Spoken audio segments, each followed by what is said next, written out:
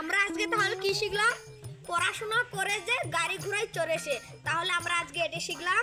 Sir আমরা আজকে শিখলাম পড়াশোনা করে যে গাড়ি ঘোড়ায় চড়েছি। স্যার তুমি যে পড়াশোনা করেছো, তুমি তো একটা ভাঙা সাইকেলও আনো না।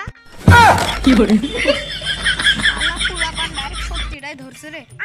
আমি তো পড়াশোনা করেছি, আমার একটা গাড়িও নাই, বাইকও নাই, একটা সাইকেলও নাই। বাচ্চারা আজকে উপরে থেকে একটা মানুষ আসবে, মানে একটা বড় স্যার আসবে, তোমাদের প্রশ্ন ধরবে 3টা, তোমাদের ভালো করে জবাব দিতে হবে। তোমাদের স্কুলের নাম জানো? কি করে শালা তোমাদের স্কুলের নামও জানো না? তাহলে তোমরা কি প্রধানমন্ত্রীর নাম জানো? তা জানি না।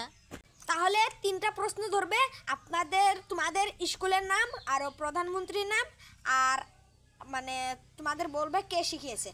তাহলে আমি তোমাদের লিখে দিই, তোমরা এখানে আমি লিখে দিয়েছি। হ্যাঁ, এটা দেখে দেখে যাকে ধরবে সে বলবা। এই নাও। কি করে বাচ্চারা আমি জি শিখিয়ে দিয়েছি, এইটাই বলবা, না হাতে কিন্তু আমাকে ট্রান্সফার করে দিবে। এই আসতেছে স্যার, নমস্কার, আসেন।